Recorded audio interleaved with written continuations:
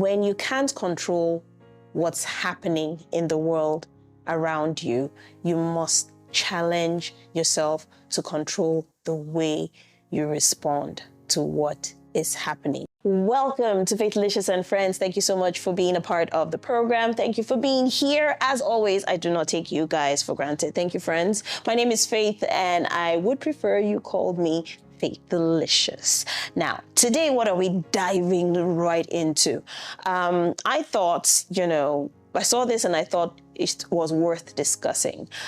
A lot of us go through life with different struggles. A lot of us go through life asking questions, and our mind, particularly our mind, is very important. So I thought, why not look at certain habits that often drain our mental strength? So I'm going to be focusing on just 3 of them today. 3 habits that drain our mental strength. Now, the goal here is to change our response, generally change our response to what we can't control, to grow stronger, on the inside, where, less of what's happening outside affects what's going on inside. So let's go straight into the habits that drain us mentally.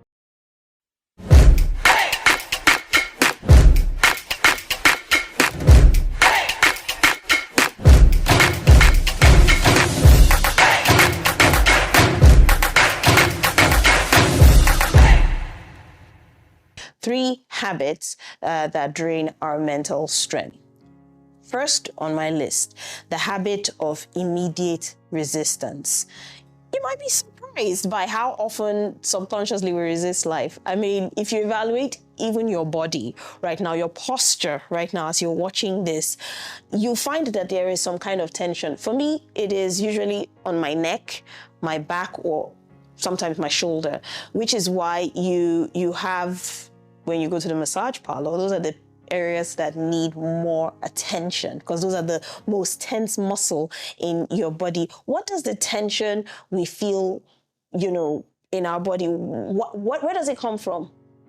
Oftentimes it comes from when we are on a subconscious level resisting life. Perhaps we're annoyed with someone, or we're frustrated by life, or we're overwhelmed by all the obligations that are mounted on us. All that, tension, or sometimes it's just because you're just bored. Our mental resistance actually creates tension in our body and also vis-a-vis weakness in our life. So I would say it is important that you should first locate that tension, where it is in your body. For me, I've identified that it's usually in my neck, my shoulder, and my back. Locate that tension. Notice what you're resisting or what you're tensing up against. It might be a person, it might be a situation, it might be something you're trying to avoid. Locate it. Then relax those tense areas of your body. Deep breath, stretches, exercise, anything that helps you to ease off that tension, and then face that same situation or face that same person, with a relaxed body, with a relaxed mind. Repeat this practice as often as possible. And you see, one thing I've realized that, that helps to do is that it helps you to gain perspective and better handle the situation. Okay, basically what we're trying to do here is help you face the day with less tension and more presence, okay? Second habit that drains us mentally. The habit of expecting things to be a certain way. Oh boy, do we have loads and loads of expectation. Let me give this, take this example.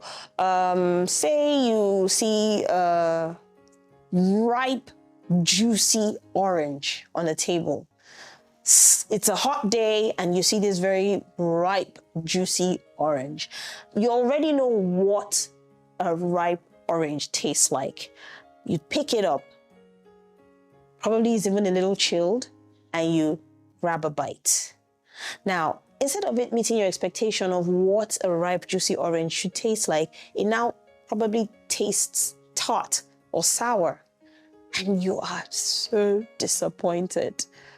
You are totally disappointed. Some people would still swallow it. Some people would spit it out. And then, boom, something. You just feel like, it has messed up your day or whatever. Truth be told, in the game of life, we all receive unique sets of unexpected limitations and variables. The question here that we should be asking ourselves is, how will you think about it? How would you respond to what is in front of you? You can either focus on the lack thereof or empower yourself with, being sensible and resourceful with what is in front of you. Bottom line, when you can't control what's happening around you, when you can't control all the challenges that is thrown in front of you, you invariably control your response to that thing that is happening. You straighten those habitual spiraling pattern of thinking, because it all starts here. Okay, it all starts here. So mindful experts actually often refer to this as beginner's mind. When you have a beginner's mind in something, you are open to learning because you don't have certain expectations. You are open to, okay, let's see where this goes. It's almost like an adventurer's mindset, okay? So maybe you want to practice that often. And then the third habit that might be draining some of us, our mental energy, is the habit of focusing on only what is wrong. Oh my goodness, we have so many people in this category. It is so sad. You see, I believe in the law of attraction. And if you focus only on what is wrong, eventually you will find what is wrong. If you're looking for something, you're going to find it. Okay? Almost every situation, or should I say, almost every situation imaginable has a hidden beauty in it if you're willing to be open to it. It's not always about what is wrong. How about what is right? If you think about most of the things that we are precious today, in their raw state, they're not beautiful. Before you get diamond, you dig real deep.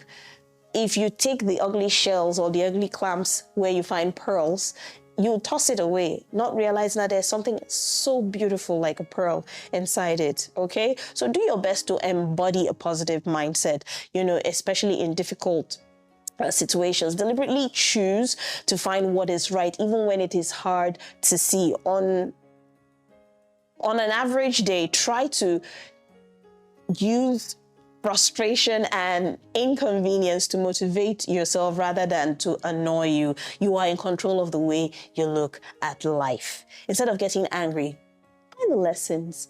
Instead of envy, feel admiration.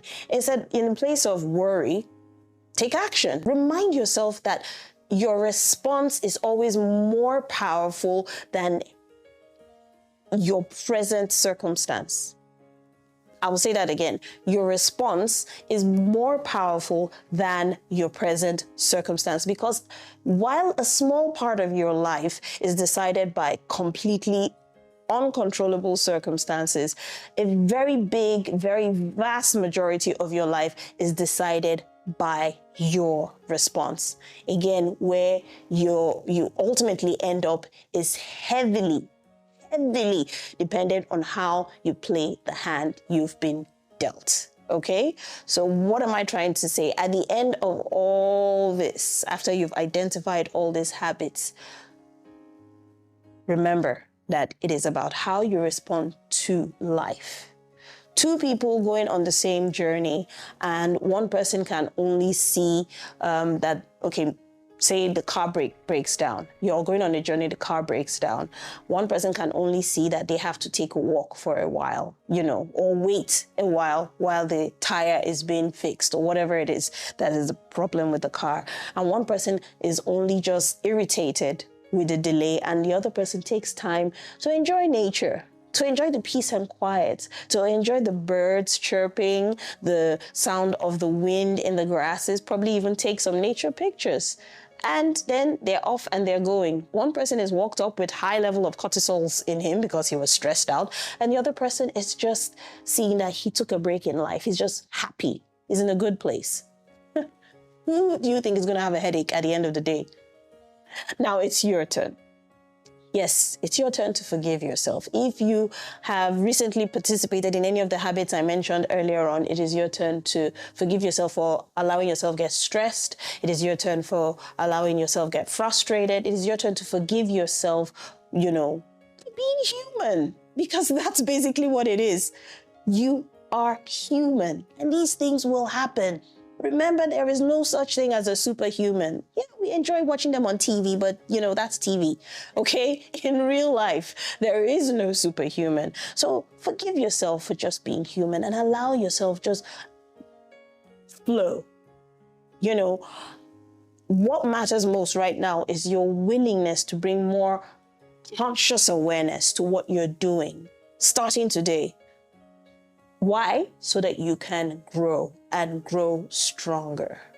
I'm going to say it again. A vast majority of what happens to us, very little, is determined by uncontrolled, unforeseeable circumstances, but a vast majority of what happens to us is how we respond to these things, how we respond to life. So, question I'm asking you is, how are you choosing to respond to life? What positivity are you looking for in your life? What beauty are you looking for in your life? Are your expectations maybe high expectations setting you up for disappointments? These are things you want to sit down and think about. You want to reanalyze, recalibrate, if you may. Okay? Well, that's all I have for you today. Habits that drain us mentally. Take note of them and refill your battery for the day before you go so that you don't chew off someone's head wrongly. Well, that's all we can take today on Faithlicious and Friends. Thank you so much for being here. Don't forget to subscribe, please. Hit the subscribe button and also hit the thumbs up button and the little bell for notifications so that you're notified whenever we go live here. But most importantly, I would love to hear from you. I would love to get your comments. I will read every one of them and respond to every one of them. And if you would like to add something with regards to habits that you think drain us mentally, please feel free to do that.